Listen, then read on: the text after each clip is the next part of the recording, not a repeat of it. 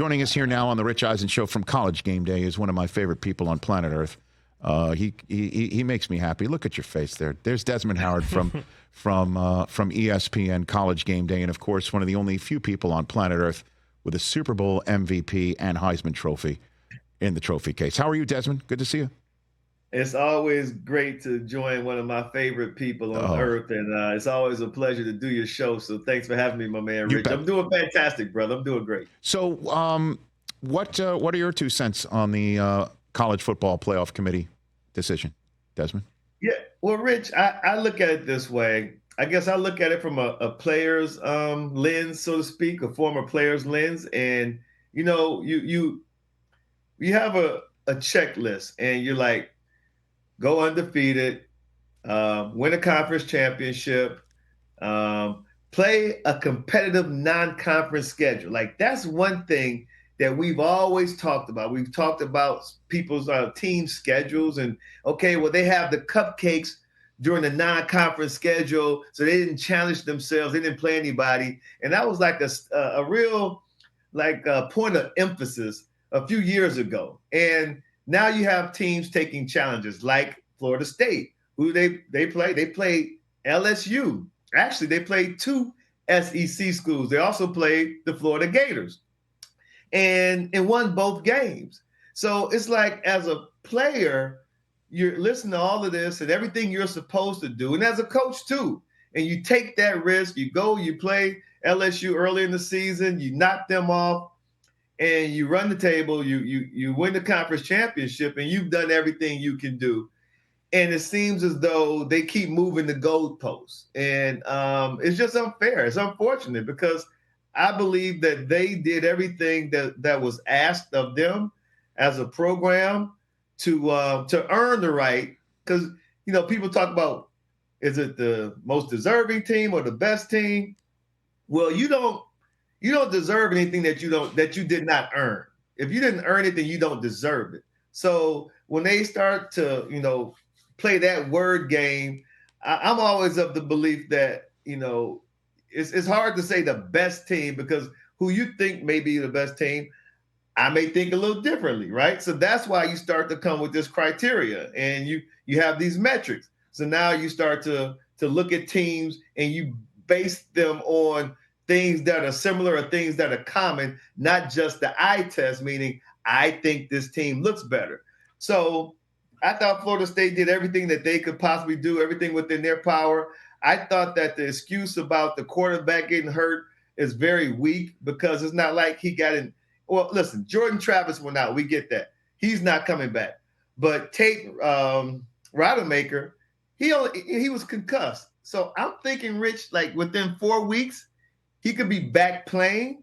So it's just that whole quarterback excuse didn't sit well with me. We've seen opportunities in the past where a team may have lost their starting quarterback, and the backup quarterback came in and he played great, and they won a national championship.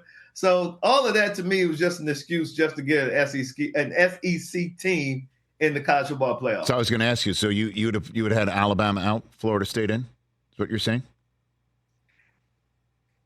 Florida State would have been it would have been a flip between Alabama and Texas, because both are sitting there with 1 loss. Right. And Texas beat Alabama. So honestly, right. I would have thought, and again, just to make sure that, I'm accused of being a homer. This is nothing. Too. I know that. I watch ESPN. Used to be on it. That I would have put Texas 4. I would have put Texas 4, Florida State 3 against Washington, and then Michigan, Texas in the Rose Bowl, like 2005. Everybody forgets Vince Young beat us in the Rose Bowl, or Michigan in the Rose Bowl the year before the classic USC-Texas matchup in that wonderful house. Exactly. So that's what I would have done if it, for the right thing. But I understand Alabama is the SEC, and that rules roosts, and there, one of these is not like the other, as the great Commissioner Sankey says. I hear all that Sesame Street talk, So I understand. Wasn't that amazing? Each one of these is not like the other. I know. Wow. But I also know that what the magic number is, and it's the bag that this sport brings in. I don't know, man. That's what I would have done. What do you think of the matchups though? Now that we know what they are, what do you got for me between the Rose and the Sugar here, Desmond? Well, let's start with the Sugar because I can't remember a time, and I'm no historian, where Texas played Washington. Maybe they've played before. I can't remember the matchups. I think that game is so unique and so rare that's just a beautiful matchup. I mean, those two teams, if they've played before, I don't know when it happened, but it was so long ago that it's good to see those two on the field again together. I'm looking forward to that. You're looking at a Washington team that people started to really doubt after the first win against Oregon, and Vegas had them damn near 10-point dog against Oregon in the Pac-12 championship. And they went out there and they out-physicaled the Ducks and won in a convincing way. So that was good to see. Kudos to Michael Penix Jr. and that team. And but then you look at Texas, man, and Sarkisian, he's a hell of a coach. And obviously Quinn Ewers, has been, last year didn't have the season that he wanted to have, but he thought he would have. The kid dropped a lot of weight, started taking his health very seriously, started taking his craft very seriously, dropped weight, married his girlfriend, became laser focused and committed, and came out the first game, obviously, and beat Alabama in Tuscaloosa. And then got injured a little bit, missed a couple of games. But, I mean, just the transition that he's made, the transformation that he's done from year one to year two as a starter has been incredible. And he has a lot of weapons around him, too. So that's going to be a good matchup. And then the Rose Bowl. So Michigan's headed back to the Rose Bowl. Haven't been there in a long time. And I guess my biggest concern is, Zinter not being there, best offensive lineman. And you're talking about a group that prides itself on dominating the trenches. I mean, that's Michigan football. They want to dominate the trenches. And this is going to be a tall task based on what I saw against Iowa. No, can't take anything away from Iowa. I hope your listeners and viewers that they understand that Iowa is one of the best defenses in all of college football. No doubt. Like not the Big Ten, like all of college football. It is not because they have like a roster, a defensive lineup littered with 4- and 5-star players. That's not the case. They're just one of the best coached, most disciplined defensive units you will ever come across in college football. So it's always going to be hard to score on them. The problem is they just don't have an offense, and that's been their issue. So to watch Michigan's offense without Zinter, they had to reshuffle some offensive linemen. Was like, okay, they'll figure it out because I think Michigan's a really good second half team. They make great adjustments. But now they're about to go up against a different type of animal with the offensive line and defensive lines of Alabama. No doubt. So what do you think? What do you think is going to happen? What do you think is going to be in Houston? What do you got? Well, they got 4 weeks to figure this out, to get the line together. Okay. I think that Sharon Moore is very creative offensive coordinator. I think that having Coach Harbaugh back is a huge lift for the team. But the flip side is that Jalen Milroe, he's so good. Yeah, but he's up and down too. Like people forget the Auburn game because it was 4th and 31 and they threw a Hail Mary and won that game. Like, so they kind of forget the plays before that and how he played before that. So he's a guy who, man, I mean, when he's hot, he's incredible. But when he's not hot, he's like, he leaves you scratching your head. Like, what was he looking at? What did he see? And I do believe that our defensive coordinator, Jesse Minter, is one of the best in college football. I don't know if you read this, but after the Ohio State game, Marvin Harrison Jr. came out and said that he said that they threw coverages at us that I had never seen before, and that really kept us kind of confused. With that being said, I think that the back end is going to have to really confuse Jalen Milroe, which I do believe that, they have the talent and the scheme to do that and have him hold the ball till the rush gets there. Now, they're going to have to make a tackle on this man because this dude is built like a linebacker, brother. So once the rush gets there, they're going to have to try to bring him down because he's extremely athletic. Like I said, built like a linebacker, runs hard, fast, and he's a problem when he gets rolling. Mm-hmm. Okay. And so, yeah, I saw that what Marvin Harrison Jr. said. Michigan's defense treated Marvin Harrison Jr. like the Pro Bowl receiver he might be right now. Like that, right. that he better get used to seeing that type of stuff because he's about to see it Exactly. coming up next year for sure. And so who's going to get your Heisman vote, Desmond? What do you got? Well, Rich, you're my guy. And if there's anybody I would tell who's going to get my vote, it would be you. Okay. I have three guys. I tell you this. So going into this, championship weekend, mm-hmm.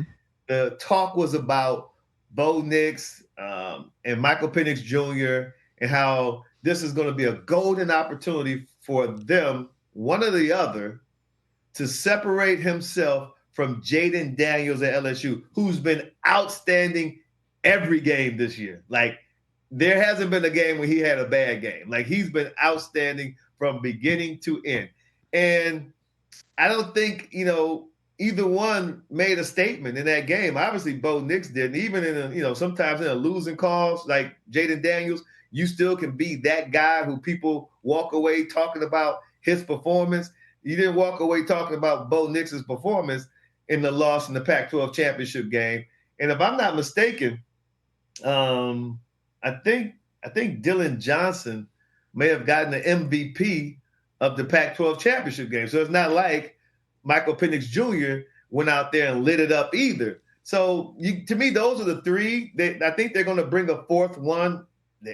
They might just want to bring a fourth one, but those are the three. Jaden Daniels, LSU, Michael Penix Jr., Washington, and Bo Nix from Oregon. Yeah, and no surprise here, while we're having this conversation, Lincoln Riley just announced that Caleb Williams will not participate in the Holiday Bowl. Like that is no surprise right there. I mean, he's gone, right? I know he said it's a game time decision, January 15th, but we're going to see him at the next level next year, Des, right? Pretty much. Absolutely, Rich. Absolutely. Yeah, I don't even know why they're playing that game like he's not coming out. There's no way he's coming back to US. He's going back to USC and coming back for another year. There's no way that's going to happen. Okay. Yeah. All right. So before I let you go, Desmond, let's talk about the third rail here. How about the Rose Bowl? You're an honorary captain for Michigan, and for Alabama, it's Paul Finebaum. What do you think?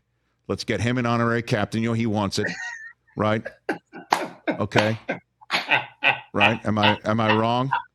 He wants it. He's kind of representing it.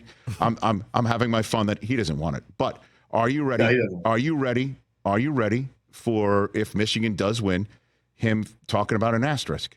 Are you ready for that, Des? What do you think?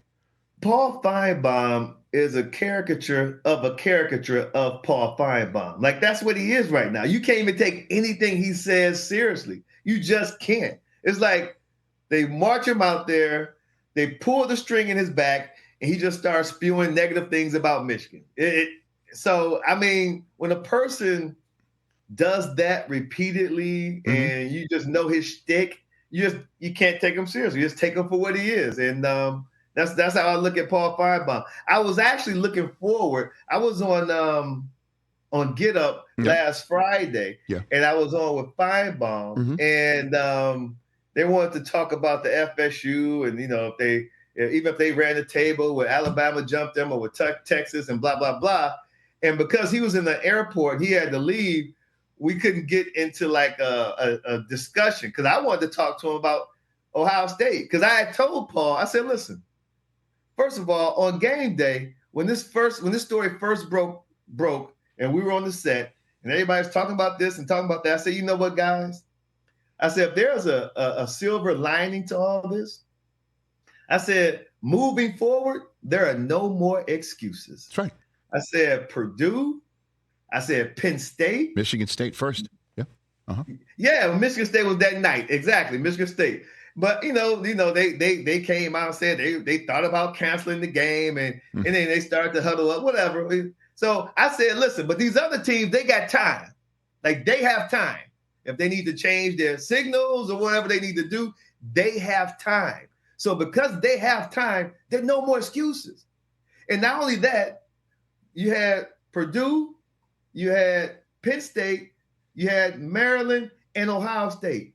And then the Wolverines played their toughest part of their schedule with an interim head coach. So I said, well, what's the excuse now? Like I said, I want to tell Paul, at some point, Paul, you have to just admit that they're a pretty good team, that they execute very well, that they're well coached, because you have no other excuses. So that was the beauty of it, and I didn't get a chance to. I got robbed of that opportunity. Well, but that was exactly what I would have told Finebaum, because it's true, it's facts. Well, I feel like, I'm put on my glasses. I'm a follically challenged Jewish man. I feel like I'll be a surrogate. You could just tell me what you want to tell Finebaum. But in all seriousness, it's kind of funny, Des, because when it first came out, he thought it was a witch hunt on Harbaugh. He actually said those words. He said the words that it was a witch hunt on Harbaugh. What is this thing? And then, I don't know, he must have learned something or to kind of flip the script. And now it's so just get ready. Get ready, because it's SEC versus Harbaugh and Michigan now. And now, this is it. Like, it's the lone SEC team left. That's his part of the country. And it's Jim, which is like waving a red flag in front of a bull. I can't wait. Yep. They got to get you and Finebaum together, as honorary captains. Des, let's do it.